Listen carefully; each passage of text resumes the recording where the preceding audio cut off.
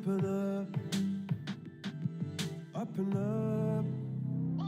It's saying we're gonna get it together right now. We're gonna get it together somehow. We're gonna get it together and fly.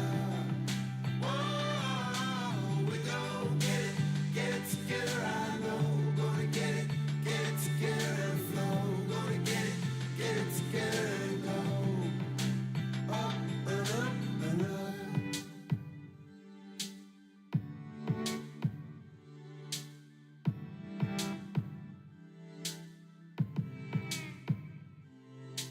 Lying in the gutter, aiming for the moon, trying to empty out the ocean with a spoon. Up and up, up and up. How come people suffer? How come people part? How come people struggle? How come people break your heart? Break your heart. Oh, yes, I wanna grow. Yes, I wanna feel. Yes, I wanna know. Show me how to heal it up. Heal it up. Oh, you see the fires there in every seed. Angels in the marble waiting to be free. Just need love. Just need love. When the going is rough, say we're gonna get it together right now. We're gonna get it together somehow. We're gonna get it together and fly. Oh, we're gonna get it together right now. We're gonna get it together and flow. We're gonna get it together and go.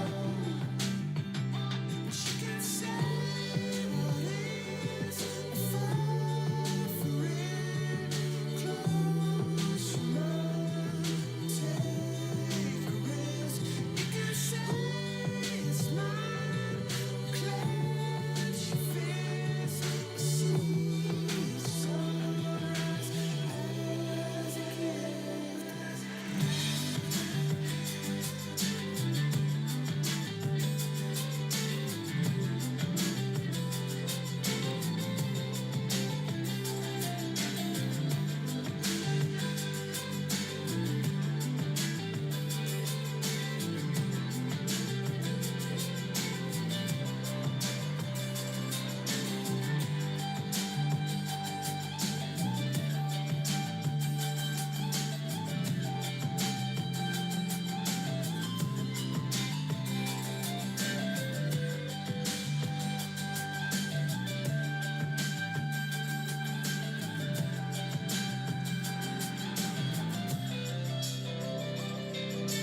We're gonna get it together right now. We're gonna get it together somehow. We're gonna get it together and fly. Oh, we're gonna get it together right now. We're gonna get it together and fly. We're gonna get it together and go up and up. And we're gonna get it together right now. We're gonna get it together somehow. We're gonna get it together and fly. Oh, we're gonna get it together right now. We're gonna get it together and flow. We're gonna get it together and go up and up and up.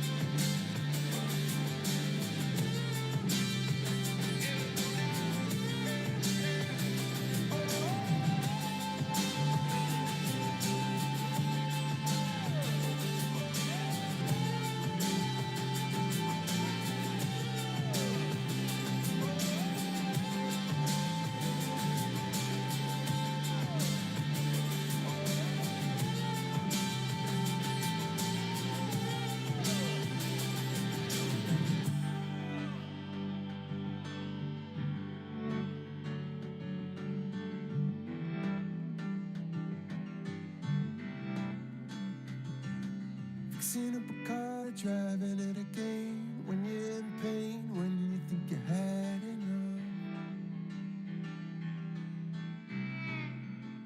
Don't ever give up.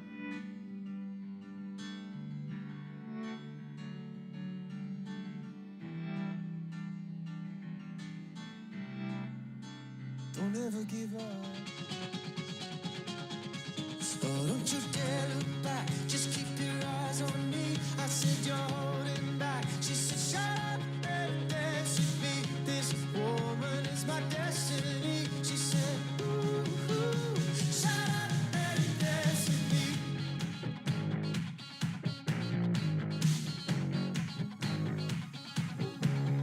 We were victims of the night, the chemical, physical, kryptonite. Helpless to the face and the fading light. Oh, we were bound to get together, bound to get together. She took my arm, I don't know how it happened. We took the floor and she said, oh, don't you dare look back, just keep your eyes on me. I said you're holding back. She said shut up and dance with me. This woman is my destiny. She said ooh, ooh, shut up and dance with me. A backless dress and some beat up sneaks. My discotheque, Juliet, teenage dream. I felt it in my chest as she looked at me. I knew we were bound to be together, bound to be together. She took my arm, I don't know how it happened. We took the floor and she said, oh, don't you dare look back, just keep your eyes on me. I said you're holding back. She said shut up and dance with me. That sounds good. Give me the right level. We're going to say ABC 1, 2, 3. Here we go. Uh-oh. Are we not working? Oh, boy. Oh, there we are. I hear us. Okay, now we're pretty good. Sound good to you?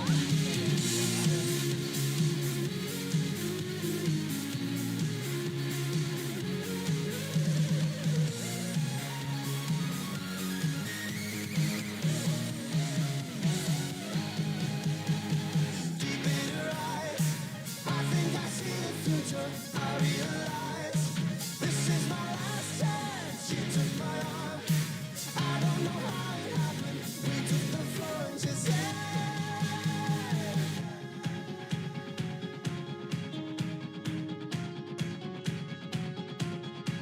oh, don't you dare look back, just keep your eyes on me. I said you're holding back. She said shut up and dance with me. This woman is my destiny. She said ooh, ooh, shut up and dance. Don't you dare look back, just keep your eyes on me. I said you're holding back. She said shut up and dance with me. This woman is my destiny. She said ooh, ooh, shut up and dance with me.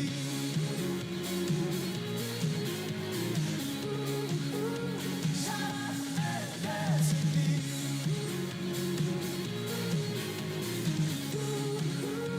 Shut up and dance with me.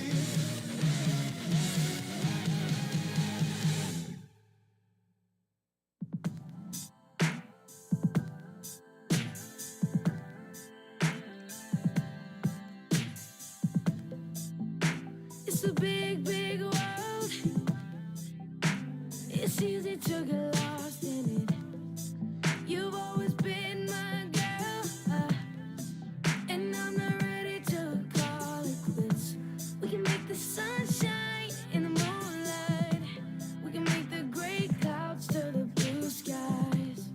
I know it's hard, baby, believe me, that we can go nowhere but up. Good morning, everybody. Would y'all stand and worship with us?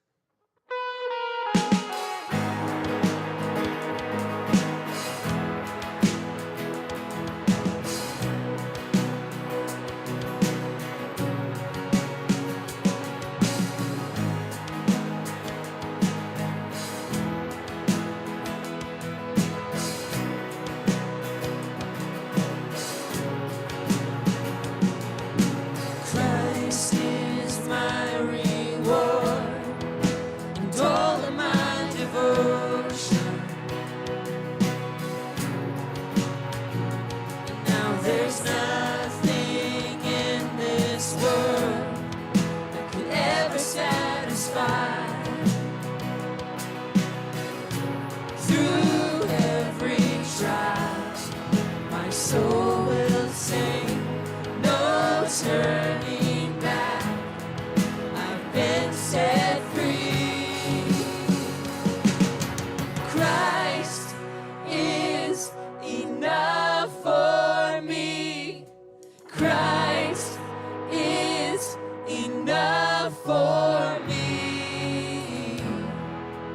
Everything I need is in you.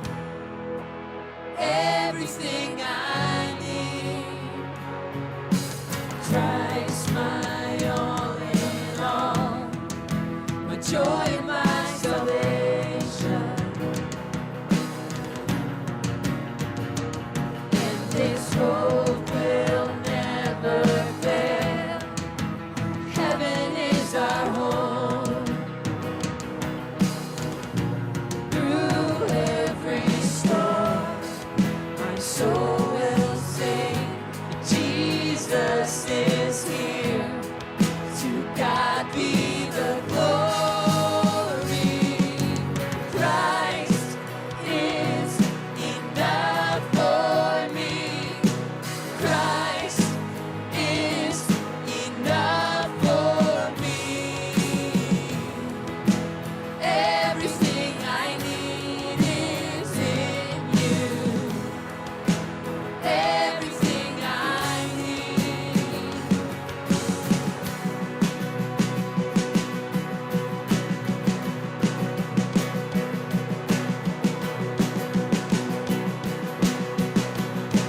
I have decided to follow Jesus. No turning back. No turning back. I have decided to follow Jesus. No turning back. No turning back.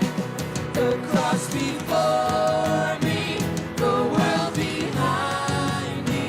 No turning back. No turning back. The cross before me, the world behind me. No turning back. No turning back.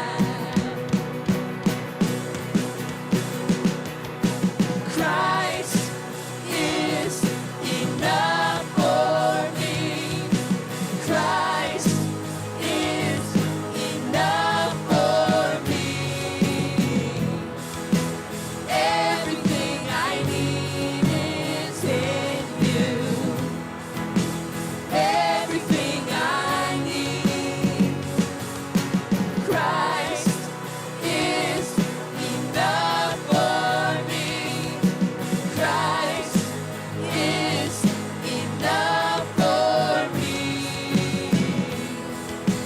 Everything I need is in you. Everything I need. I have decided to follow Jesus. No turning back. No turning back. I have decided to follow Jesus. No turning back. No turning back. I have decided to follow Jesus. No turning back. No turning back. I have decided to follow Jesus. No turning back. No turning back. You guys can have a seat. Good morning. Get around the chords. Welcome to Mifflin County Community Church, or MC3 for short. Welcome to you here. Welcome to you out there online. On this day in 1814, Heinrich Nessel, if that's how you say it in German, was born in Frankfurt, Germany. Now, we know him today as Henri Nestle, I guess, the founder of the Nestle Corporation, the largest food and beverage company in the world. But you probably don't know that he trained as a pharmacist with a special interest in nutrition. Did you know that? You did not know that. You're a pharmacist. You didn't even know that. Okay.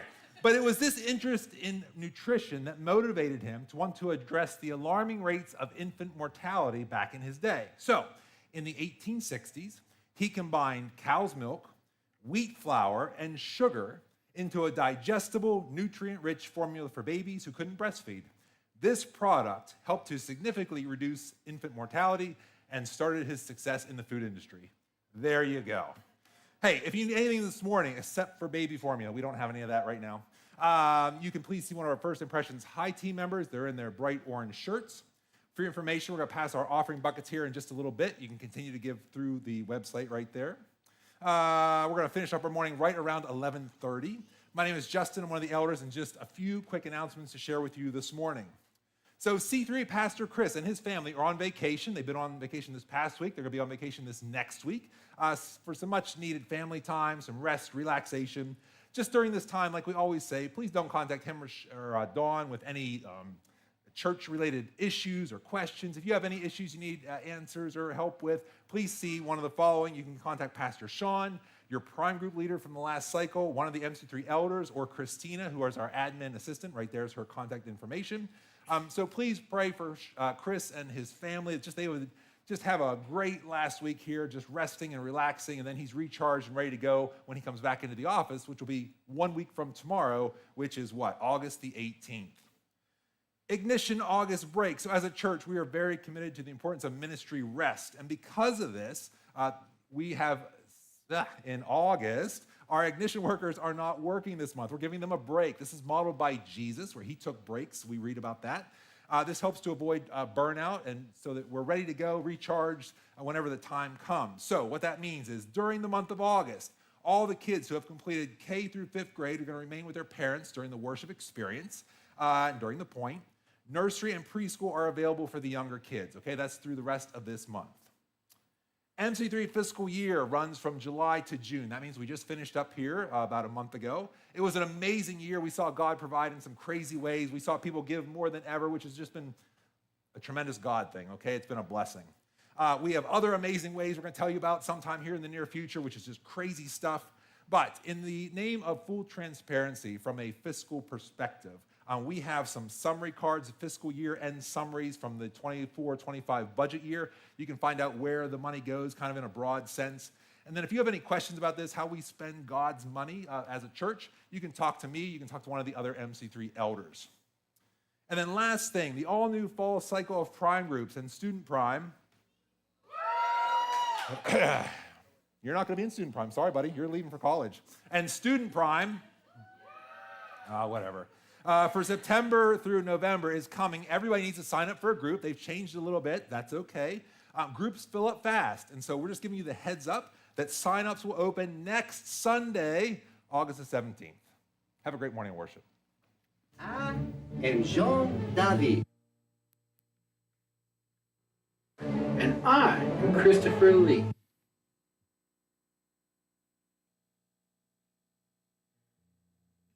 And we are the Wise Guys.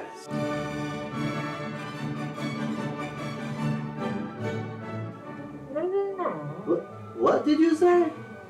Did you know that you cannot hum while plugging your nose? I did not know that.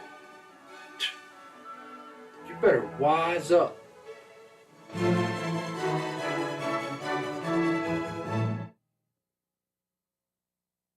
I feel like we're just descending rapidly. Would you guys stand and worship with us?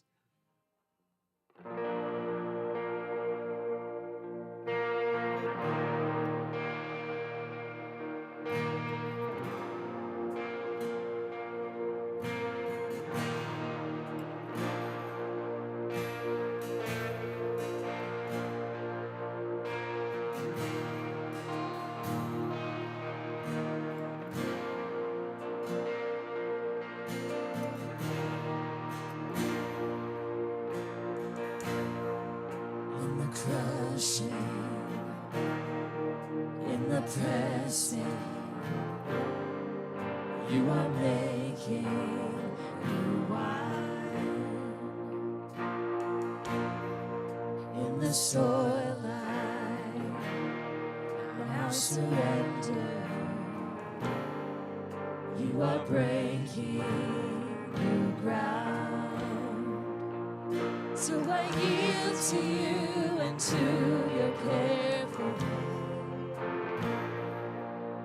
When I trust you, I don't need to understand. Make me a vessel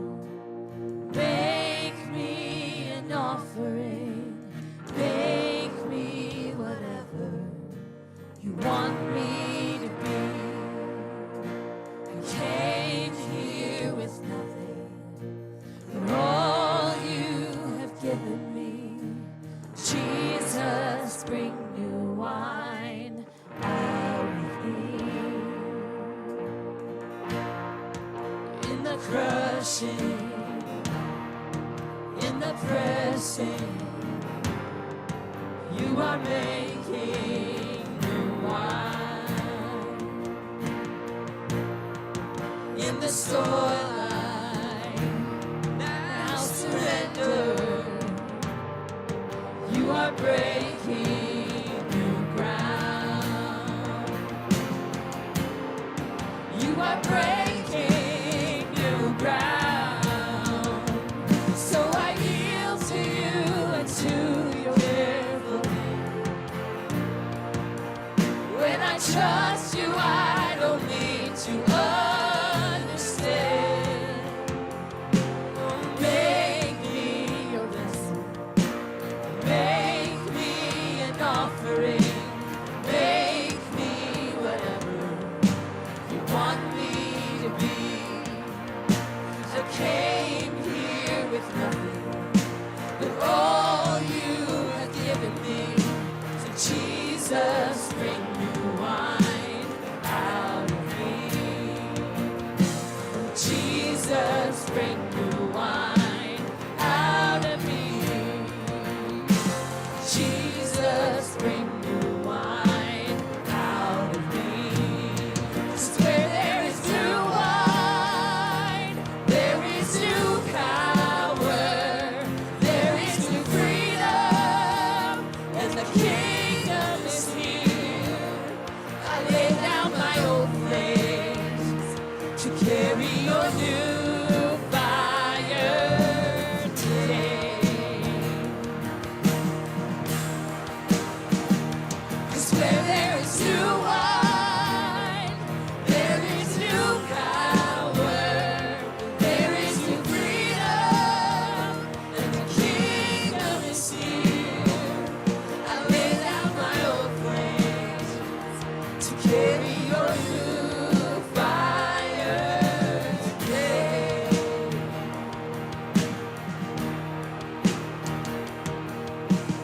Make me your vessel. Make me an offering.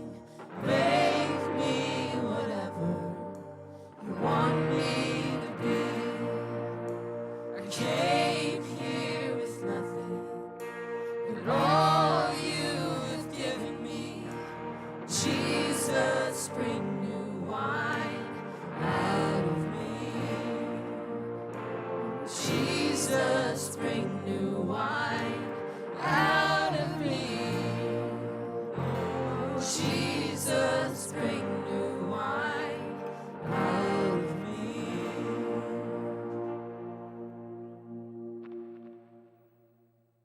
Proverbs 22:7. Just as the rich rule the poor, so the borrower is the servant to the lender.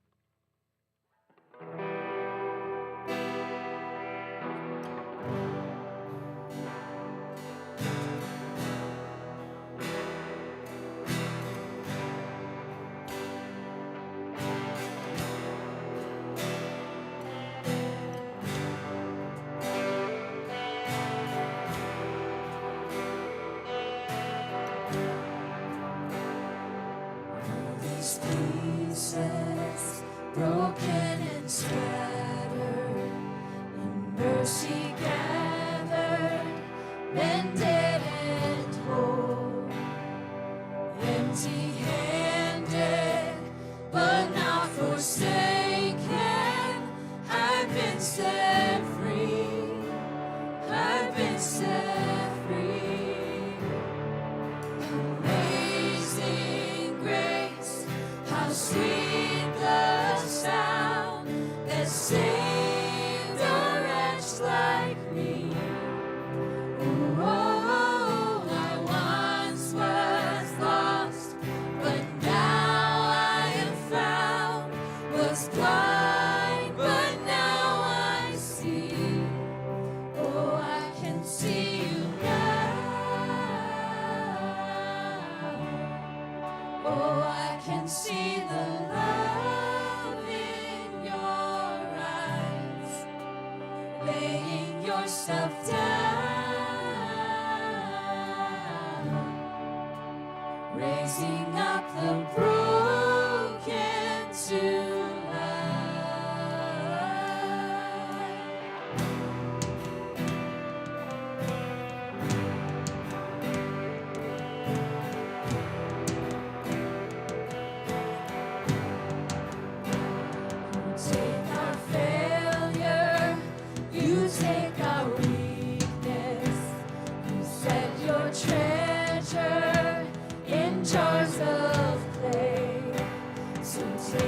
God's heart, Lord. I'll be your vessel, the world to see your life in me. Oh, 'twas grace that taught my heart to fear, and grace my fears relieved. Oh, how precious did that grace appear the hour I first believed. Oh, I can see you now. Oh, I can see the love in your eyes, laying yourself down, raising up the broken to life.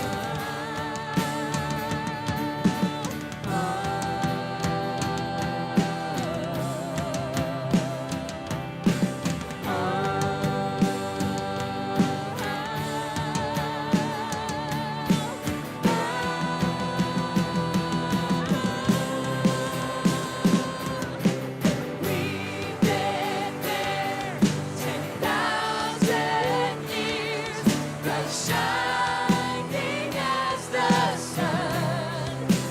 Oh, we've no less days to sing God's praise than when we first begun. Oh, amazing grace, how sweet the sound that saved a wretch like me. Oh, I once was lost, but now I am found. Was blind, but now I see. Oh, I can see you now.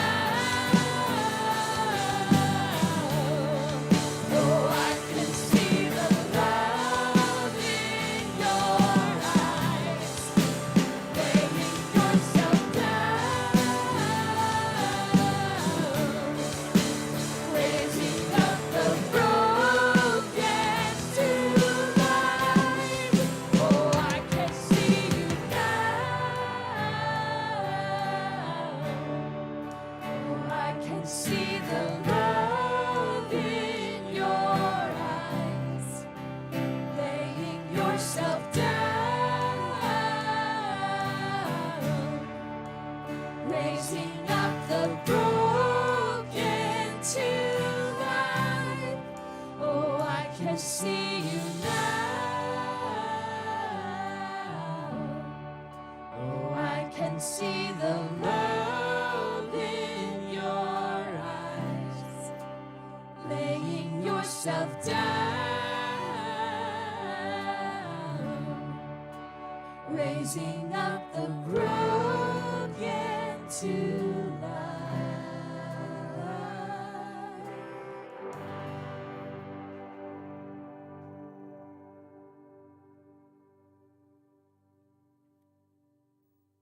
Father, thank you that everything I own is yours, and that everything that I don't own is yours. Thank you that I don't have to worry about what I'm gonna eat or what I'm gonna wear, because because you're totally in control of my life. God, I pray that we would all recognize your power in our lives and what that means for how we live.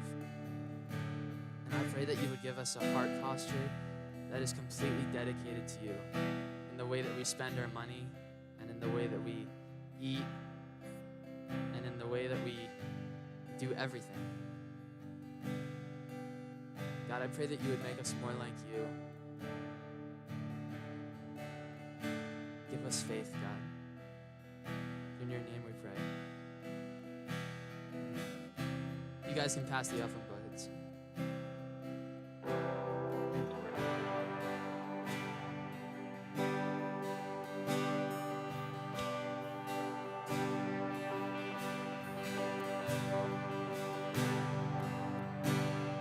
Something isn't adding up. This wild exchange you offer us. I gave my worst, you gave your blood. It seems hard to believe. You're telling me you chose the cross. You're telling me I'm worth that much. If that's the measure of your love, how else would I sing? But completely, deeply, sold out, sincerely abandoned. I'm completely, freely, hands to the ceiling, enamored. And my one life endeavor to match your surrender, to mirror not my will but yours. Oh, I'm completely, deeply, don't care who sees me abandoned. Oh, I surrender all.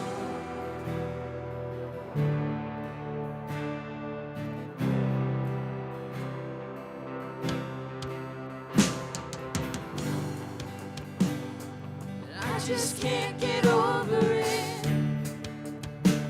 What kind of self-control is this? You had angels at your fingertips, but on the cross you remain. I can't repay that kind of love, but I can praise with everything I've got. Since death had all its power robbed, then just like the grave, I'm completely, deeply, sold out, sincerely abandoned. I'm completely, freely, hands to the ceiling, enamored. And my one life endeavor to match your surrender, to mirror not my will but yours. I'm completely, deeply, don't care who sees me abandoned. Oh, I surrender all. I surrender all. I surrender all.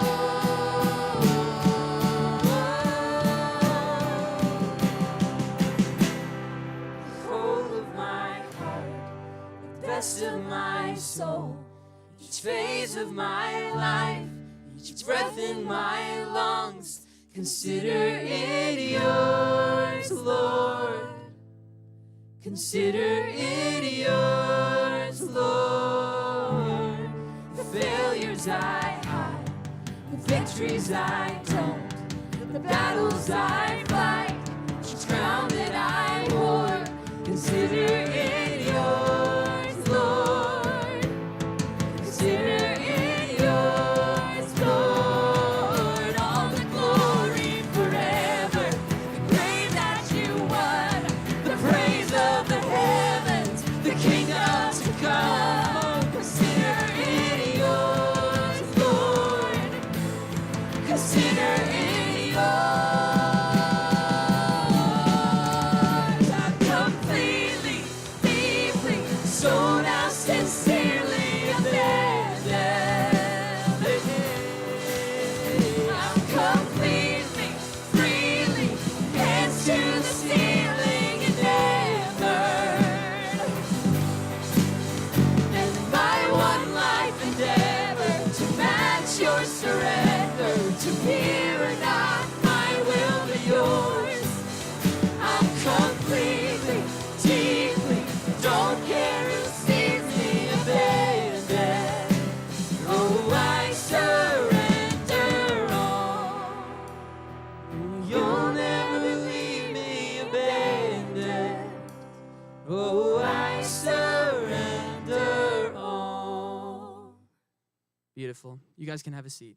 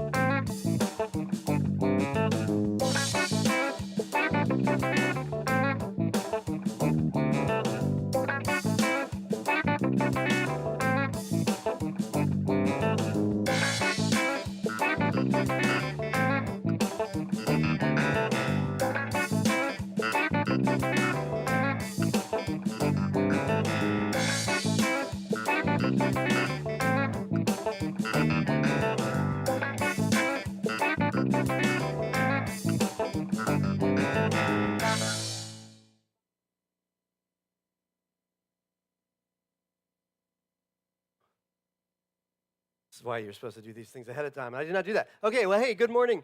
We are in the second month of the second, I guess the first sequel to our Wise Up series that we did a number of years ago. Oh, the lights are on too. Okay, good. It's a series, as we've been, as you just saw there, we're going through the book of Proverbs, looking at different Proverbs. And as we've talked about, and this is going to come back and it's going to really matter this morning, Proverbs are not what we call prescriptive, meaning that everything in a proverb is if, then, or do this and this will happen, but they are descriptive. More Solomon, who wrote many of the Proverbs, and some of the others that were written as a observation about life. Here's some things that I've learned. Here's some things that I've seen. And so that's going to matter in a moment. But let me turn off this TV right now. Because as Justin mentioned, we're giving our Ignition teachers a break. So that means all of the Ignition age kids, kindergarten, or at least who have completed kindergarten through 5th grade. Some of you guys are moving up here in the next couple weeks to start school. But that means you're in this room. So if you are in kindergarten through 5th grade and you would be willing, and even if you're not willing, why not? Come on up here because I need your help with a little project. So if you guys can come up here, don't worry, not all of you are going to have to speak. One of you will, but if you'd like to come up on stage, you totally can. You absolutely can. You certainly can. There you go. All right, yeah, all right, okay. So here's what we're going to do this time. And I turned the TV off because the answers are on the TV, and there's no cheating here. Okay, so what I need to do, first of all, is I need you guys to decide. I need one of you to be a spokesperson, and one of you to be the writer. So someone's going to have to talk to me, and so you guys talk to each other real quick, come up with a plan. One of you is going to write things down. One of you is going to give me the answers. You're all going to work as a team. You're on one team here. Yeah. Even if you're wearing a Steelers jersey. Ooh, how about a 70-yard field goal yesterday? If you haven't seen that, it's crazy. How are we doing? Okay, good. So who's going to write? Someone's going to write. You're writing? Okay, who's going to talk? Who's going to talk? Who's the chattiest one of this whole group? You're going to be the talker? I don't want to. Oh, that's okay. You don't want to? Okay, but she is very chatty. So just being real, right? You don't want to do it, but you're going to do it anyway? Okay, good. Okay, so here's this, and this is this. This is the eraser for the next round. You can pull the marker off of that. Okay, so what we're going to do, and you guys you're all going to need to turn and look at the screen, but then once, you don't open that yet. Once I'm going to give you like a little challenge. You guys are going to talk and see if you can come up with the answer together, okay? And then you're going to write the answer down. and spelling doesn't matter. Some of these are really hard to spell, I think. And then once you have the answer, I'm going to ask you to tell us what the answer was, okay? All right, you with me? So do you guys understand, I'll face the audience in the camera there. Do you understand what an analogy is? Do you know what an analogy is? Good. What? Exactly. Okay, an analogy is when two things are related in the same way that two other things are related, okay? So, for example, how about this? Penn State is to blue and white as the Pittsburgh Steelers are to, what are the colors? Black and gold. So Penn State, blue and white, makes sense, that's their colors, and then Steelers are black and gold. And see, you look a little panic in your eye, that's why we're working as a team. We're not putting anybody on the spot here.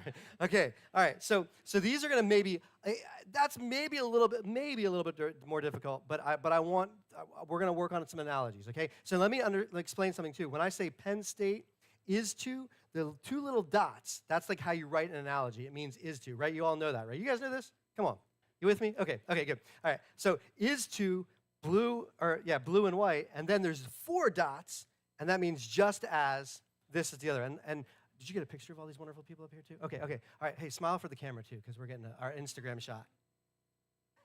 Okay, good. All right, so are you with me?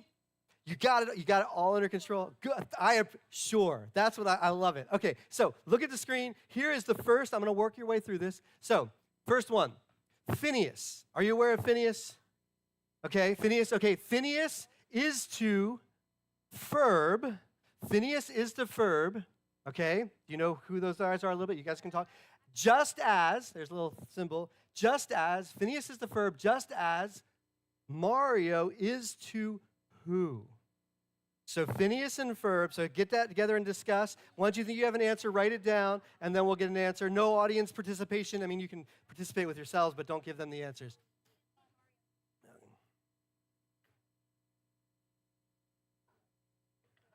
But if you don't spell it right, you're wrong. No, I'm just kidding. No, I just the answer. I don't need the other one. I need the answer. Mario is to, there's an eraser. It's all right. Just scribble it out. That's all right. That's good enough. Sure. Okay, we're getting there. This is the first one. Don't worry, they get easier, I think. That looks pretty good. Okay, so Phineas is to verb as Mario is to, what do you guys come up with? Luigi. What do you think, Luigi? Yeah, all right, Luigi. Why? Phineas and Ferb are friends, Mario and Luigi. And there's an interesting little thing I noticed as I put this together, that Phineas has red hair and Mario has a red hat and Ferb has green hair and Luigi. And that was just an accident. So, okay, here's your eraser. Go ahead and erase that. Are you with me? Kind of getting how this works? That is not erasing. Did I give you a Sharpie? It's all right. It's all good. We have plenty of room to write on that. Okay, next one. Okay. And if not, you can write on her arm. Or you can write on his forehead. Yeah, okay. All right, next one here. We've got, looking at the screen. Okay, who's that? Marshall. Thank you. Yeah, I forgot. Marshall. Who said, wow, you judging me? I'm old, man. I was just told this morning, I've got in-laws. Like, I have a son-in-law. That makes me really old. Okay, so what's his name again? Marshall. Marshall is to fire truck, okay, just as, I don't know what's next. Okay, who's that? Batman is to what? So go ahead and write that down.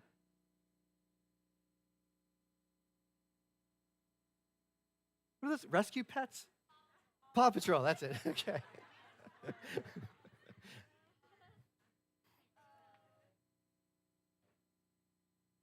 They're working really well as a team. I just say, parents, I'm impressed. Okay, so Marshall is to a fire truck as Batman is to the Batmobile. What do you think? Batmobile? All right, let's see. The Batmobile. And it was really wide, so I had to kind of shrink the picture there. And I think, anybody, Bill, Batmobile, I think that's circa, I think that's either Batman or Batman Returns, like the Michael Keaton ones. Okay, all right, cool. Go ahead and erase. Good, I'm glad I did not give us 30 of these. There's only 5. Okay, the next one while you're erasing. Okay, there we go. Okay, we good? All right. Okay.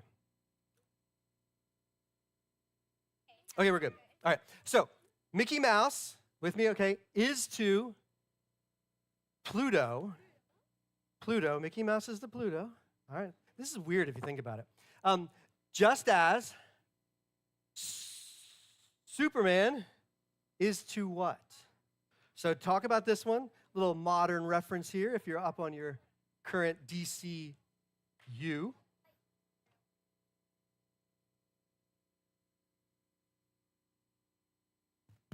I'm really impressed with the teamwork here. This is great.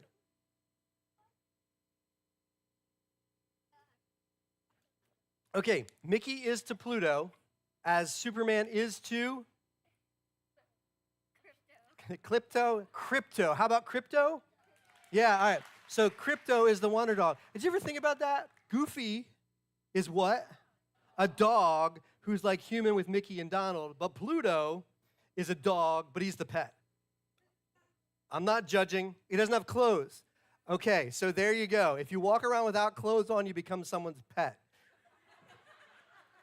Okay, we'll delete that from the audio. Okay, all right. Okay, here's the eraser. Erase.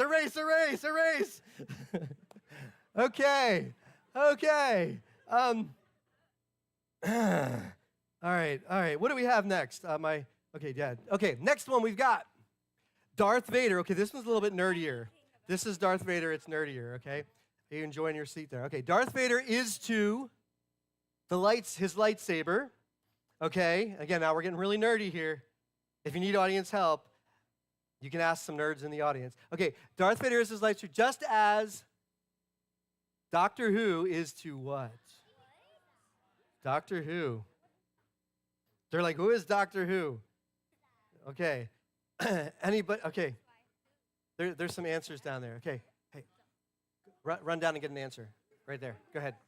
Oh, you guys go? Oh, yeah, you're going. Okay, wait. Oh, now you're all going? All right, all of you go. Go. Just come on. We need to run. Okay, wait. Now we're coming back. Okay, now we're coming back. Okay. All right. And see, you completely forgot about my comment already. All right. Okay.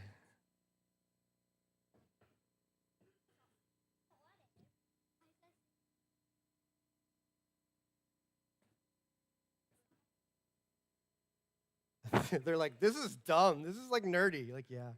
Yeah, it is. Okay, so Darth Vader is to his lightsaber as Doctor Who is to? Sonic screwdriver. Yes, is that what you think? Yeah, that's true. I have no idea. Sure. Yeah, it's a sonic screwdriver because, nerds. Okay, I think is this the last one? All right, then I'll turn that TV back on. Okay, let me catch up here. I'm way... Oh, okay. All right. Okay. Oh, we're still erasing. This is like some serious erasing now. She's rubbing through the stage. She's now into the floor. Okay. That is Lilo. Okay. Lilo is to Stitch. Okay. Just as, okay, maybe a little difficult. The Mandalorian. Oh, is to, whoa.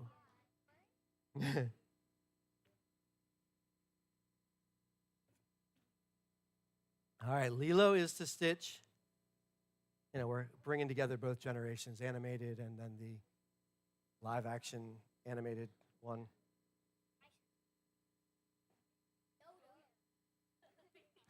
Thanks, Kirk. Thanks. Some people are on vacation but watching online right now and then commenting on my comment that I made that I shouldn't have made. His analogy was, as I will read to you while they're thinking, open up is to say ah, as open mouth is to insert foot. Okay. I love this live interactive TV. Okay, so Lilo is to Stitch just as the Mandalorian is to Baby Yoda. That's a pretty good answer. Does anybody know Baby Yoda's name? Grogu. And yeah, so like Lilo picked up this alien with big ears, and the Mandalorian picked up this alien with big ears as well. So that's it, right? That's all we've got? Okay, so thank you guys. I'm going to bring you back up in a little bit for something else, but thank you for your help because I want to talk about analogies. Analogies are a tool to help you understand the relationship between things. They're a tool to understand different concepts and different ideas. And this morning, we're going to be looking at a proverb that is an analogy. And unfortunately, or I don't know if unfortunately is the right word, but it is a proverb that is an analogy, but that analogy has been missed many, many times. And the point that we're going to talk about this morning, and I'll explain this analogy in a moment, but the point that I want you to get is to wise up and understand debt. Wise up and understand debt. And we're going to be talking about this idea of what is debt because we're going to be using a proverb. And for some of you, this is like, this is probably the first time you've heard this proverb. But some of you have grown up in church or you've listened to, different financial people online. And this is a proverb that has been cropped. We actually did a series called Cropped, and a series Cropped 2 is a sequel, where we talked about passages that are cropped, where they're cut out of the context of the rest of the verse. And this particular passage has been cropped because it's an analogy, but it has been taught as just a statement of fact, a statement of truth. And this is something that a lot of Christians have taught. And so this is a little bit different this week, is getting into like breaking down this one passage. It's still a proverb, that's why we're looking at it. But I'm teaching a little bit differently because of that. But it's even something that I taught once upon a time.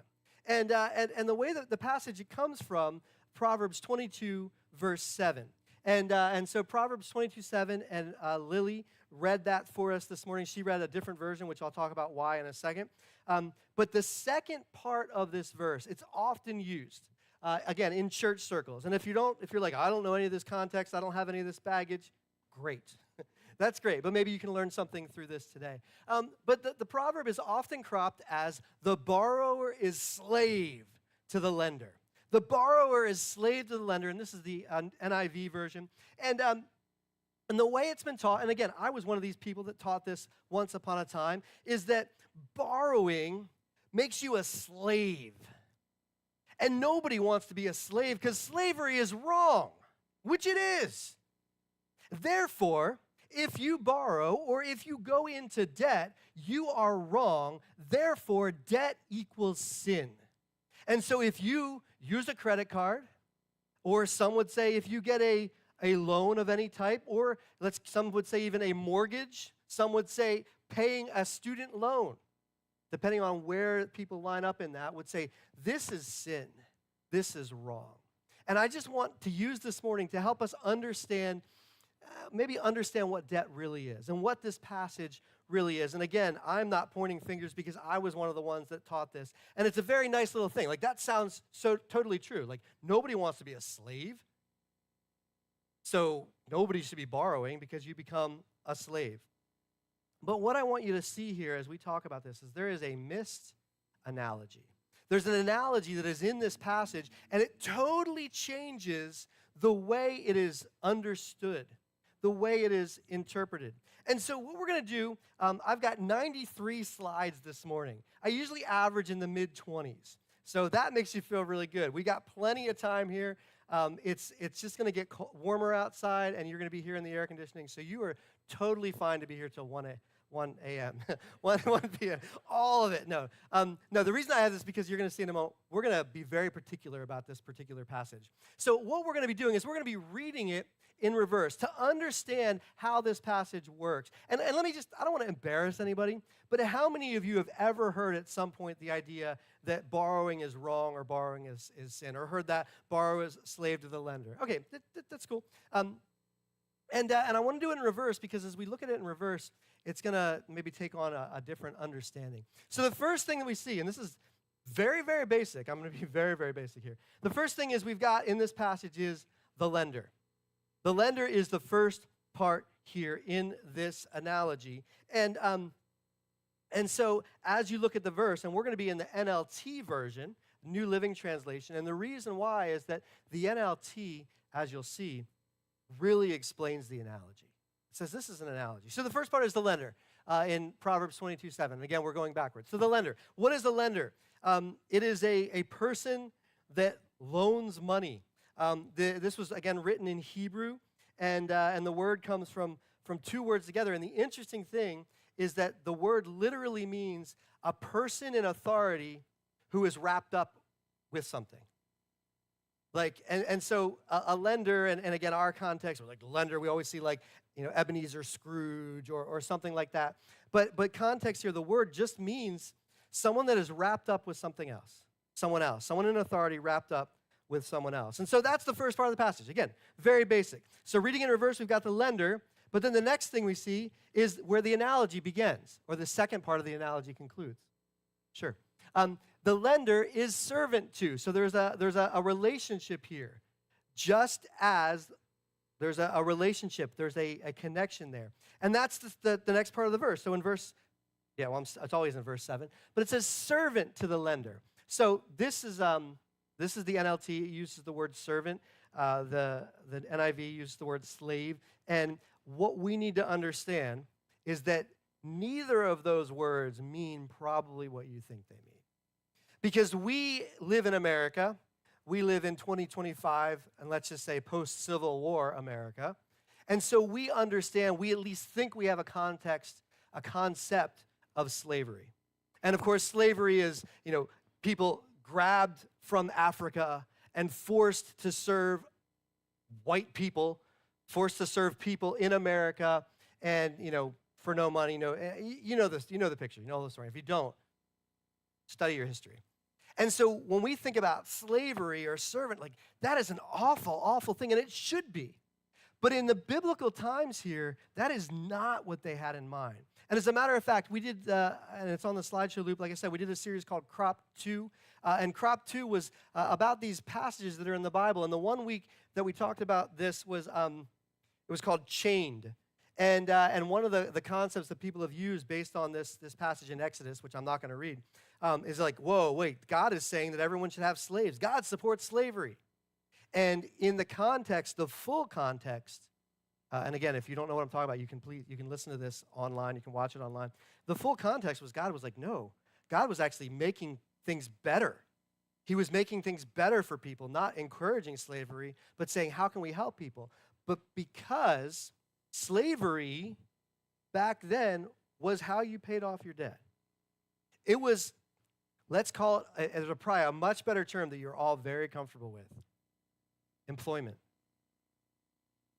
Like that's what the word means.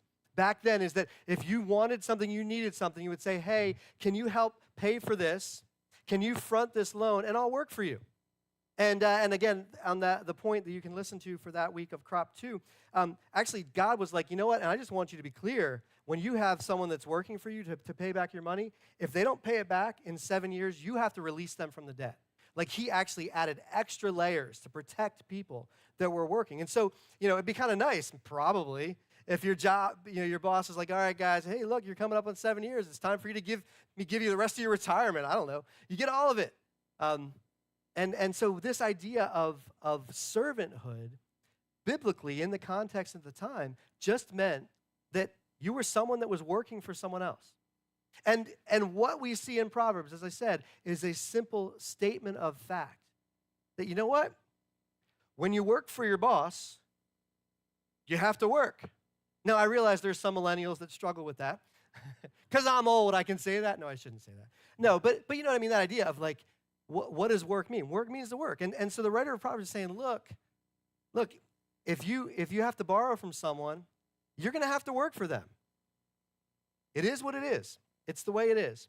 And so that's the second. The lender is servant to, and now again, we're going backwards. And so we've got the borrower. And now that's you or me, I'm assuming. Maybe you're the lender. But the borrower, and the interesting thing about this word is that it's the same word for lender. It's the same Hebrew word for lender. And in case you're interested in what that word is, it is lavach. And so it means someone that is wrapped up or entwined with someone else. And so what the writer of Proverbs is saying is that and we can go to the next verse there, the next part of it, the borrower is servant to the lender. The person that is wrapped up in the servanthood is wrapped up with the lender. And it's kind of a two-way street too. I know some of you have rental properties, or if you've done, I don't know if you've Airbnb'd and things like that, but as the one who is the landlord or the property owner, like there's some baggage with that too. Like you got to deal with the people. You got to deal with the ones that are staying there, and maybe they're great tenants, maybe they're not. We stayed in Airbnb with Kendra's family back in, was that May or June? June. And the pictures were not reality. Let me just say that. I don't know what had happened there. I don't know if there was a frat party, but it was an awful situation. We paid we had to pay for it. But somewhere along the line there was a bad, you call them tenants? What do you, client? What is an Airbnb or a bad guest? Yeah, okay, guest. And they mess it up. And so, again, statement of fact. The borrower is servant to the lender. So, going back even more now, the borrower is servant to the lender. Again, we're going in reverse. Then we've got the double colon. Can you see that? It's really small. That's the so. Just as this, so this is to this. This is to this as this is to this.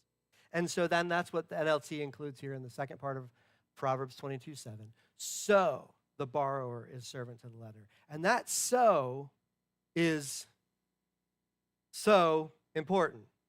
That so is so important because it is now explaining there is an analogy here. There is a relationship that this writer is putting together between these two different concepts. Just as Phineas is to Verb, so Batman is to Robin, so Mario is to Luigi, so, and I said this to my kids the other day, I was putting this together, so is the Lone Ranger to Tonto, and they're like, who? I have a son-in-law, okay? I'm that old. So, but there's an analogy here, and that's so important to recognize that as you look at this passage, there's a connection. There's a connection to the first part of it. And so then that leads us to the first part. Again, we're reading in reverse. So then that brings us to the poor. The poor. And again, jumping back to Proverbs 22:7, we've got the poor. So the borrower is servant to the lender. And what is the poor? What are the poor? Well, if you want to know, the Hebrew word for this is someone that is poor. Someone that is needy, someone that is lacking something, someone that needs something. And so the poor here is part of this analogy. And again, just keeping it simple, going, what's the next part? Now we've got the comparison again. The comparison word here is rule. And rule is a word that means to be in charge of, to manage, to have authority over, to sometimes lord or control. And so it says, rule the poor. And again, you're like, this is making no sense. It's like backwards. It is backwards. It'll make sense in a second. Rule the poor. And then we've got the first part of that connection, and that is the rich. The rich. And now looking at the proverb almost completely, we've got the rich rule the poor, so the borrower is servant to the lender. And I lost my spot there. And the interesting thing here is this other part that the NLT includes. And that is, I think it's on the next slide. There we go. Just as the rich rule the poor, so the borrower is slave to the lender. So again, we're looking at a descriptive statement. I've observed life. And here's what I've noticed. I know that I've noticed that rich people tend to rule over the poor people. They tend to kind of use their authority. They tend to lord it over them. They tend to. Not every rich person is like that. Not every poor person is in a situation like that. And just as that, so I've noticed that borrowers kind of have to keep working for the lender. They have to serve. They have to do what they need to do to pay off their debt. And as an analogy, it's a statement saying, hey, look, just so you know, when you get into this is what you're going to have to deal with. So he's not saying, like, get into debt, it's great, it's fine, it's wonderful. He's saying, if you get into debt, if you owe someone, you're going to have to work it off. You're going to have to deal with it. Now, let's leave that slide there for me, Tommy. But if we take it back to what I was taught growing up, that borrowers is a servant to the lender, that's a sin thing. That if you borrow, then you are going to be a slave to the lender. That it's a statement of this equals that. If that's the case in this analogy, or that this isn't an analogy, then the writer of Proverbs is also saying, if you're rich, make sure you lord it over the poor. If you're rich, make sure that you rule over those that have less of you, that less than you.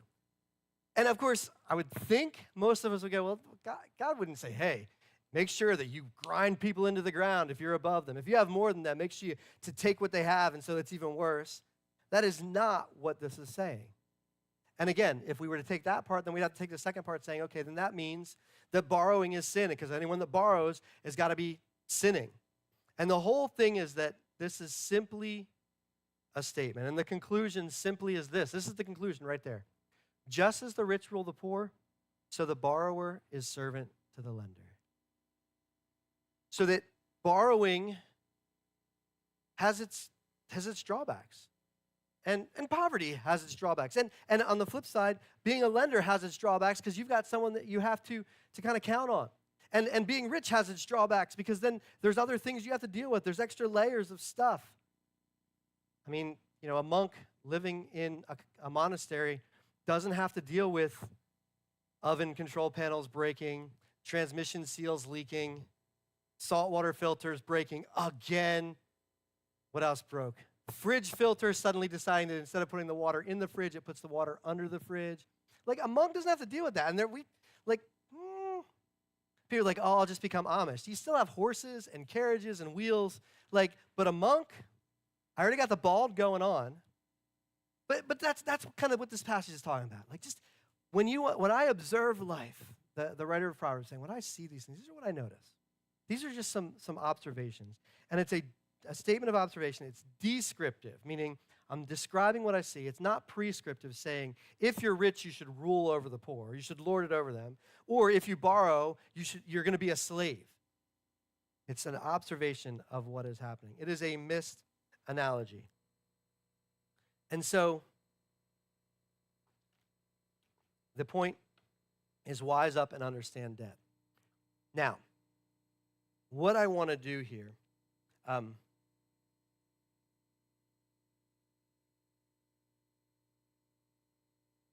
to decide how I want to do it. Years ago, in our earlier MC3 days, we had to make a decision. For some of you were here. There was a Sunday where we actually had a wedding. I was teaching about marriage, and then we did a wedding as part of the worship experience. Actually married a couple here in the building because, hey, we're talking about marriage, let's make it real. And I did the premarital counseling with them ahead of time, but it was like a surprise. And they got married right here in the front. And that was really cool, and a lot of people remember that day for that reason. Other people might remember that day because right back there behind the back row in the middle, there's a drain. And some of you that were here that day might remember seeing the toilet paper floating up through that drain as that drain overfilled and just started to fill the room here. Fun times.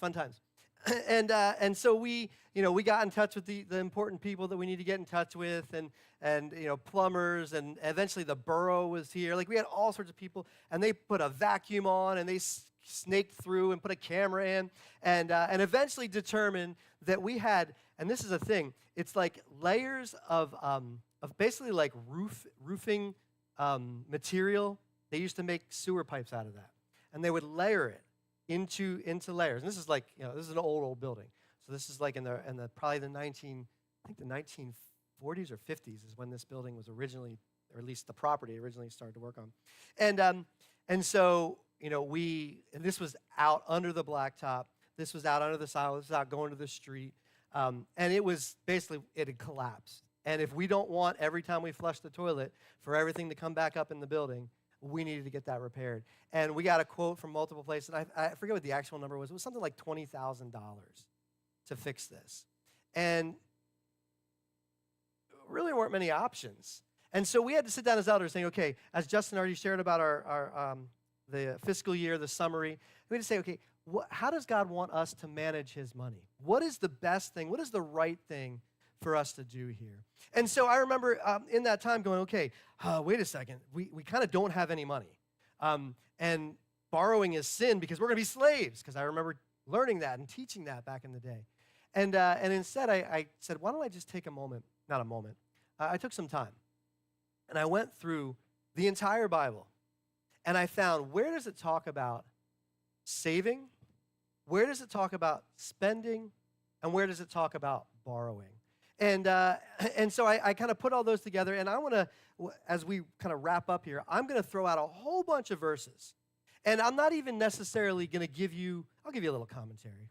But I kind of want you to see, what does the Bible say about these issues? We are supposed to be wise managers. Everything we have, and that's not one of the verses that I'm looking at because it didn't talk about one of those three areas particularly. And we've talked about this many times. We did a series called Offer. We did a series, actually in our Churchianity 101 series almost a year ago, we talked about giving. But everything we have is from God, and we are to manage what he's given us. It is our responsibility to manage it for him. So that's the given, if it's his. But what do we do? What does that look like? And so again, I went through the Bible and said, okay, God, this is your word. This is your instruction to us. We don't want to just do what seems right. We don't want to just throw the Visa card out there and go for it because, that's the way it goes, unless that's the cool thing, unless that's okay. We don't want to avoid something and say, sorry, guys, once we've saved up enough money, we will eventually fix the sewer and re-meet and start meeting again as a church. And so we're like, we really want to do we want to honor God and say, God, what does your word say? And so I found all these verses. But before we get into me explaining them, I want to bring the Ignition kids back up here for a second. So if you guys could come on up and help me out. Because we have a little, you can just stand right there and oop. Let me see here. Okay, watch out for that stool. Hold on. No, I'm going to put this on that stool. There. I'm going to move this over just a little bit so people can see it. All right, there. And I'll put that there. And I'll put that there. Okay, please don't knock those two things over. This is from Nicaragua that I got on a missions trip, and I got it for Kendra, and she gave me permission to use it. Just want her, and that's a purse that came from Oaxaca. I think Letty gave Kendra that purse, and so I'm not allowed to break that either. You can break the Visa card thing, but we prefer not to. Okay, so here's what we're going to do, guys. You're going to vote by moving your body, okay? And this over here is saving. That's a piggy bank. You're going to that's saving, okay?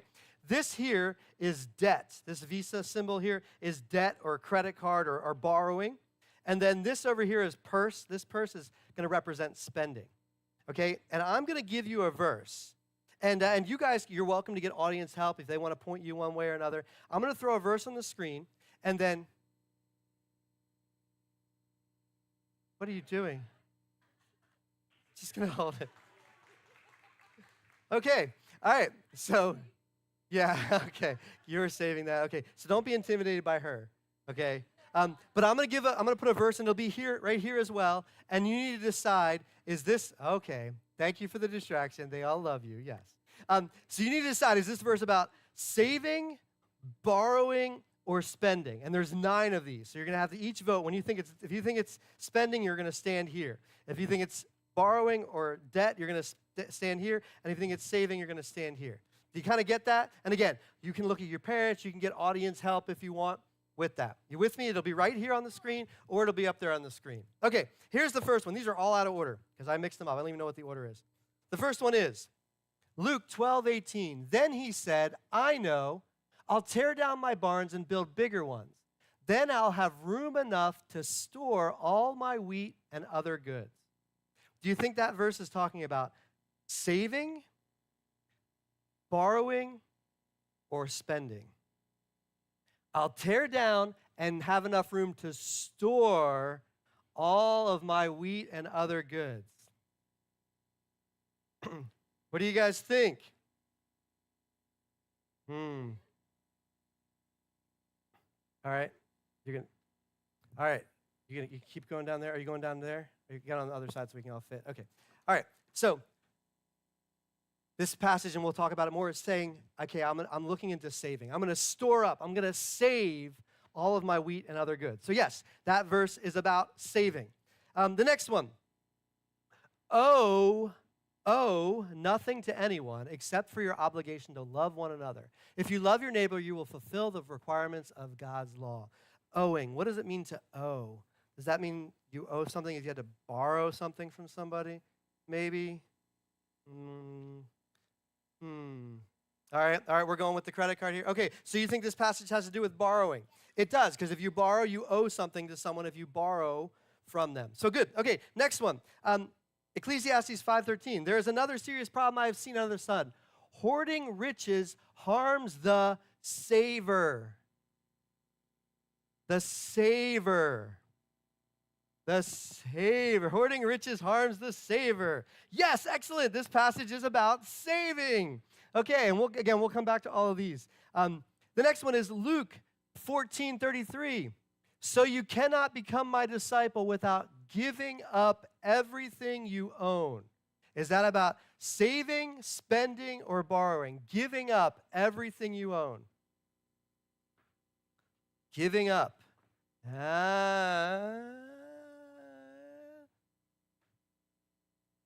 No peer pressure here, but yeah. Giving up, yeah, so you're spending, essentially, you're giving up, you're spending everything you own. Very good. Okay, the next one is also in Luke. Luke chapter 7 says 2 people owed money to a certain money lender. One of them owed 500 denarii, the other 50. Neither of them had the money to pay back, so he forgave the debts of both. Now, which of them will love him more? All right, yes, borrowing. This one's about borrowing and about owing. Okay, next one, Mark chapter 12, verse 44.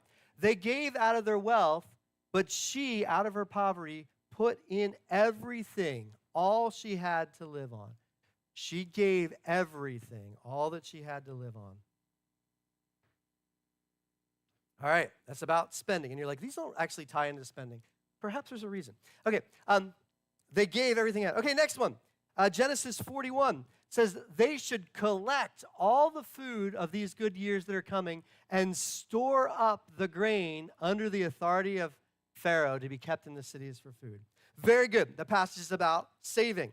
Okay, next one, Mark chapter 10, verse 21 says, Jesus looked at him and loved him. One thing you lack, he said, go, sell everything you have and give to the poor, and then you will have treasure in heaven. Then come follow me. Excellent. He says, sell everything you have. Give it all up. Spend it. And then, I think this might be the last one. Proverbs 21:20 says, wise people store up the best food and olive oil, but foolish people eat everything they have. You're getting it? All right, excellent. And that's it. Yeah, so all of those, you guys were right. Why don't we give them a hand? And you guys can have a seat. All of you can have a seat. And the bank survived, and I'll step back into it and knock it off accidentally. So those were most of the verses that, or at least, if you went to the Gospels, you could find parallel versions of those. So there'll be multiple Gospels recording the same stories, because that's what the Gospels are. We'll talk more about that this coming fall. But as I was looking through and saying, okay, if we want to honor God, what does the Bible say about these issues? How do we manage our money? And now I need to get through all those random verses. There we go. So again, we were saying, what does it look like? And these are the ones we found. So the first thing that I discovered in looking at all these verses is, when should we save? When should we save? What does the Bible say about saving? And again, in my upbringing, and I'm not saying saving is wrong, bad. I'm not saying that it's a bad thing to stay out of debt, because I'm not even getting there. But what was interesting to me was the way I was taught was like, every other verse is like, save up, save up, save up. But it actually wasn't. There wasn't as much in the Bible about saving as I had thought. But here's some ways, here's some reasons, some rational biblical reasons for when we should save money. The first one that I found here, and these are in just my order, trying to make them a little bit easier to understand, is when we would waste. When we would otherwise waste. If there was something that you would waste, if you were managers of what God has given you, if I'm a manager of what God has given me, or let's put it this way, if you were the manager of someone's property, if you were a property manager, and you're like, I don't care about that part of the house, I'll just let it go. I don't care about those things. I'll just, your boss will be like, no, okay, you're fired.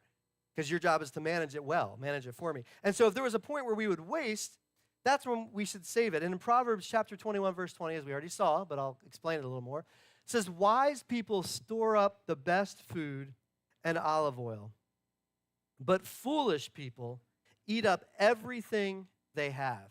And the interesting thing is that this is one of the few, this is the NIRV, Reader's Version, New National Reader's Version. Another one says, wise people save the best food. And this is really the only actual passage that I could find that talked about the word saving. And the interesting thing about this is that this passage isn't about saving. It's about wasting.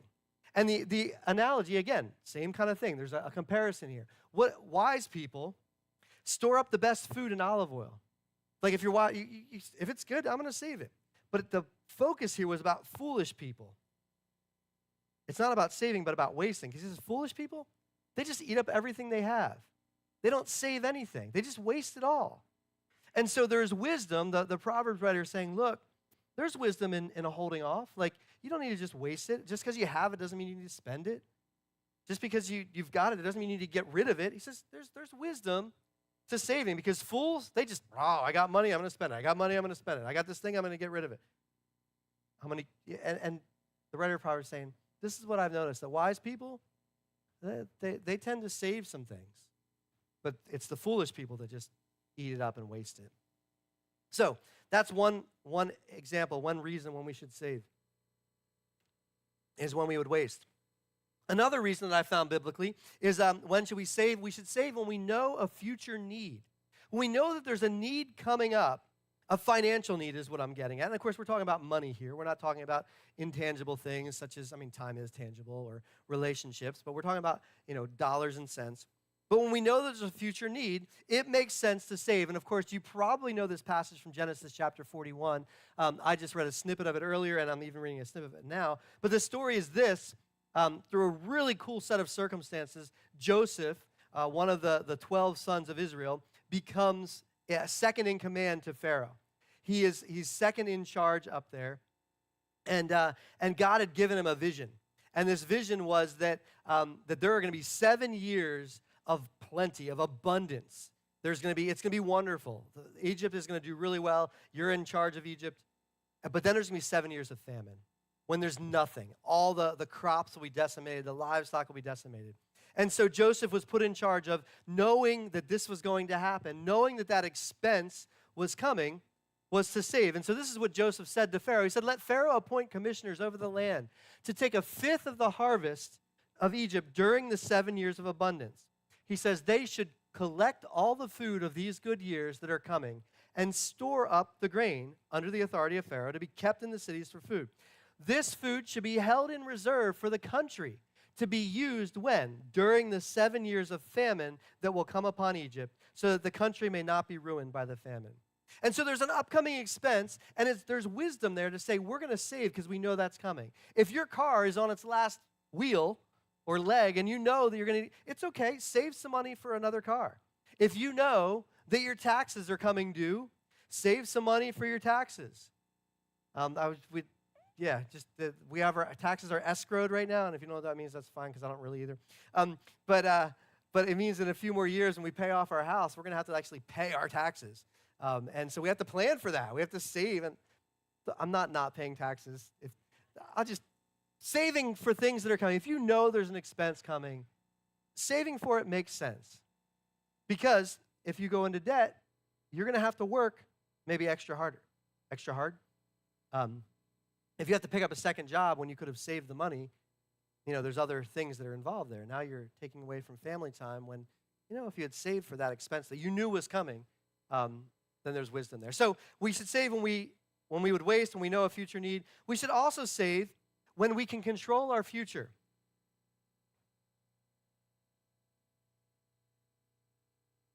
So let me clarify it. Let me say it a different way. You should save money when you know that you can control what happens to you tomorrow.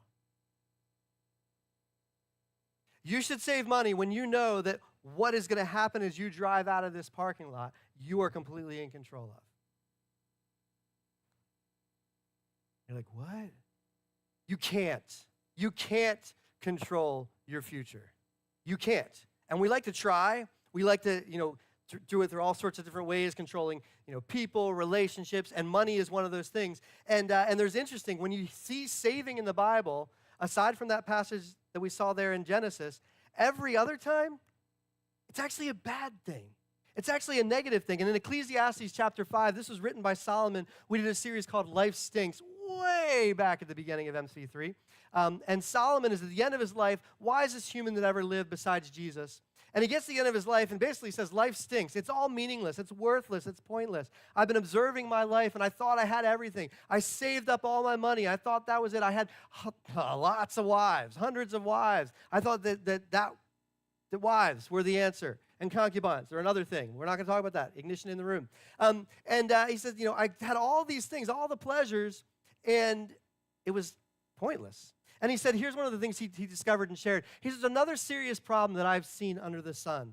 Hoarding riches harms the savior, saver, important distinction. Hoarding riches harms the saver. He says, I've noticed that, I had all this money. I saved it all, and it actually hasn't been beneficial. He says, money is put into risky investments that turn sour, and everything's lost. Okay, this is definitely going to be the answer. I'm going to put all my money here. I'm going to make more, and then it all falls apart. In the end, there's nothing left to pass on to one's children. You're like, I'm putting all my money in the bank, and I don't know, then the money isn't worth as much. Or you're going to save it under your mattress, and then you have a house fire. He's saying, there's really no benefit to just hoarding money. He says, because, here's why, we all come to the end of our lives as naked and empty-handed as the day we were born. He's like, you could have wads and wads of cash. And the best thing they could do is use it to help bury you by packing it around your body. Because you don't take it with you. He says, we can't take our riches with us. So he's like, saving, if we're just saving to get more and more, what's the point? Because you don't control what's going to happen tomorrow. You're not going to take it with you. But if we use it for someone else, for others, then maybe there's some value there. And very specifically, in Luke chapter 12, it says Jesus, he's telling this parable. And this is really important. Luke 12, 14 to 22. This is very important. He's telling the disciples and his followers a story. He says, a rich man had a fertile farm that produced fine crops. He said to himself, this rich man, what should I do? I don't have room for all of my crops. He's like, things are going really well. We're growing more than we ever expected. We have so many stinking cucumbers that we can't get rid of them. What do I do? He says, I know. I'll tear down my barns and I'll build bigger ones. Then I'll have room enough to store all of my wheat and other goods. I'll just keep adding to the storage. I can save more and more and more. And I'll sit back and say to myself, my friend, you have enough stored away for years to come. Now take it easy, eat, drink, and be merry. But God said to him, next slide, you fool, you will die this very night. Then who will get everything you worked for? He says, yes, a person is a fool to store up earthly wealth, but not have a rich relationship with God. And so he's saying, you don't have control. You don't know what's going to happen next. And if all you're doing is saving your stuff, what advantage is there to it? He says, don't do this. You're a fool if you save up. But the beautiful part, and you guys, this is often taught separately, but this is the next verse. It says, then, turning to his disciples, this is why I tell you not to worry about everyday life, whether you have enough food to eat or enough clothes to wear. Jesus says, you're a fool to store things up. And he says, and that's why I'm saying don't worry, because I've got you. I'm providing for your needs. I'm caring for you. I've got your back. And everything that we have is from God. And so that's why Jesus says, don't worry. And it goes on to that whole passage about look at the fields and how they're beautiful, and look at the birds of the air and they eat and God provides for them. He says, which of you by worrying can add a single hour to your life? He says, don't worry, because you can't control your future, but God does. And if we're saving up for our own sake of control, it's not going to go, even if you lived a long life. The Apollo 13 astronaut just died the other day. He was 97. That's a good life. That's a long life. You're still not going to take it with you. Okay, so when should we save? When we would waste, when we know a future need, when we can control our future. So the next question is, when should we spend? looking at these passages, when should we spend? And I'm going to go a little bit faster here. The first one is to follow Jesus. We should spend to follow Jesus. You're like, what does that mean? Again, spending means getting rid of it, giving it out, not saving it, but spending it. And in Luke chapter 14:33, Jesus said this very directly, and we taught this in a very difficult series called Drastic, where we looked at these hard things that Jesus said to his followers. And he said, you cannot become my disciple without giving up everything you own. Where does the Bible talk about spending, saving, and borrowing? Jesus says, give it up, sell it all, get rid of all of it, give it away. Then you can be my disciple. And specifically over in Mark chapter 10, there's the story of the rich young ruler that comes to Jesus and says, Jesus, what do I need to do to get to heaven? How can I be saved? And Jesus said, well, you need to obey every one of the commandments. And this guy was like, well, as he said, their teacher, he declared, all of these I've kept since I was a boy. Like, wow, pretty impressive. Jesus looked at him and loved him, which is really beautiful. This wasn't a response in anger. This was love. One thing you lack, he said. Go sell everything you have and give to the poor, and you will have treasure in heaven. Then come, follow me. At this, the man's face fell. He went away sad because he had great wealth. See, he was willing to do everything, but not that. And Jesus said, look, if you want to follow me, give it away. Give it away, give it away, give it away now. That's what you should do for when we should spend, is to follow Jesus. The second reason, when should we spend to follow Jesus? And also to worship Jesus. And there's this passage in Mark chapter 12 where this lady, this woman, it says she's had sinned a lot. She's a woman of ill repute. And she comes to Jesus and she takes this jar of expensive perfume and breaks it on his feet. And she's crying because of what Jesus has done for her. And uses the tears to wipe his feet and her hair to wipe them off and to clean them. And so that's not this passage. We'll come to that in a second. Sorry, I got ahead of myself. So it says Jesus sat down opposite the place. This is a different story. Hold that thought, bring it back in a second. Jesus sat down opposite the place where the offerings were put and watched the crowd putting their money into the temple treasury. So they're at the place where people were giving. This is their worship, just as we pass our buckets and it's worship.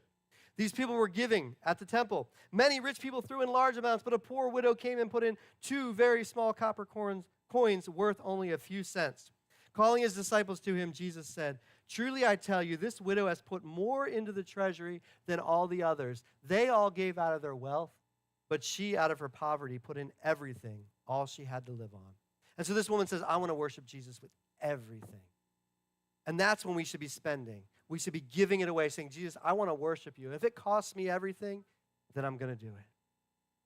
So that's when we should spend, to follow Jesus, to worship Jesus. And then when should we owe? And now we'll get to this story. When should we owe? There we go. One is ingratitude. We should owe a debt of gratitude to Jesus for all that he has done to us. So Jesus was at this spot, and this woman came. She had done a lot of the awful things, and she was crying at Jesus' feet because of what he had done for her, how much he had forgiven her. And it's interesting, Jesus stops in this moment and pulls aside Peter and says to Peter, hey, 2 people owed money to a certain moneylender. One owed him 500 denarii and the other 50. Neither of them had the money to pay him back, so he forgave the debts of both. Now, which of them will love him more? And Simon responded, oh, I suppose the one who had the bigger debt forgiven. You have judged correctly, Jesus said. And so obviously, the bigger debt, the more forgiven, the more you owe. Like, thank you so much. You've given me more. And then a little bit later, when all this is happening, Jesus says, therefore I tell you, this woman who's anointing his feet, who's crying over his feet, her many sins has been forgiven, as her great love has shown. But for whoever has been forgiven little, loves little. And so what do we owe? We owe everything. We owe everything to Jesus. That's when we should owe. Jesus, I owe you everything because he has given his life for us. He has given us hope. That is when owing should happen. And the second reason, when should we owe? And again, looking at all these passages, is in love to others. And Paul wrote this to the church in Rome. He says to these church people there, he says, owe nothing to anyone. So he's kind of like, hey, you don't want to get caught up in debt. It's not a great thing. He says, but owe this. Owe nothing to anyone except for your obligation to love one another. He's like, that's what you owe to everyone else. Because what do they do for me? It doesn't matter. You owe them your love. because you're a follower of Jesus. So those are all the different passages that I looked at. And you can do your own research, and I'd encourage you to. What does it look like to understand debt? When should we save? When should we spend? And when should we owe? Those are some of the passages that the Bible puts forth. And so this idea of debt, is debt bad? It's not great. And, if you get into serious debt, you're going to be in some serious trouble. But if you get to the point where you're saving everything and hoarding it, you're also going to be in serious trouble. But I can tell you the one thing that you never see in the Bible, you never see anyone being judged for giving it away. Ever. And from our perspective in our world today, that seems foolish. But nowhere do you see God, Jesus, anything condemning someone for giving everything away. So, wise up, understand debt. That's a passage that was cropped. Now you understand it a little bit more. Let's pray. Father, thank you so much for your word. Thank you that your word is life to us, that all 66 of these books are inspired by you and give us the instruction and what we need to know how to live. And I pray when it comes to this idea of debt and saving and spending, that it wouldn't be about what our culture says. It wouldn't even be about maybe what some church people say. It wouldn't be about what I say. God, I pray that we would look at what your word says when it comes to how we handle our money, how we handle your money, and help us to be wise managers of it. Thank you so much for giving us your word. Thank you for giving us everything that we have, and that we are blessed to have what we do. And we give you the gratitude that we owe you. And thank you for that. And we thank you for Jesus and the eternity that he has offered us through his death on the cross. It's in Jesus' name we pray. Amen. Thank you, guys. Have a great afternoon. We will continue next week. We did not announce it officially, but there is a sign-up sheet we threw out last week for the Fifth Sunday picnic coming up at the end of the month. So if you're interested in coming to that at Greenwood at the end of August, the sign-up sheet is out there for food. And we'll see you next week.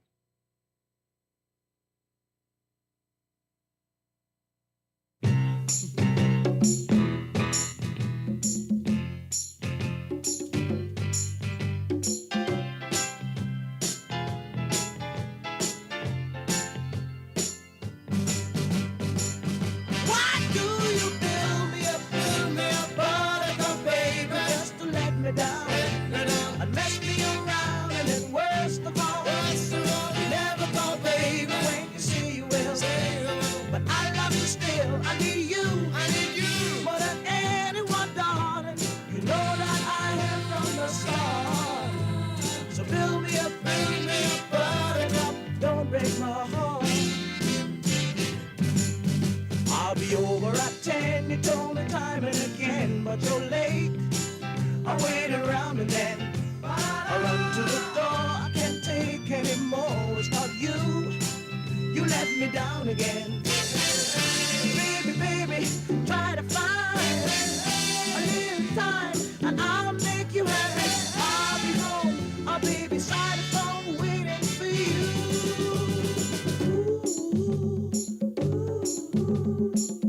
Why do you build me up, buttercup, baby, just to let me down? And mess me around, and then worst of all, you never thought, baby, when you say you will. But I love you still, I need you more than anyone, darling. You know that I have from the start. So build me up, buttercup, don't break my heart.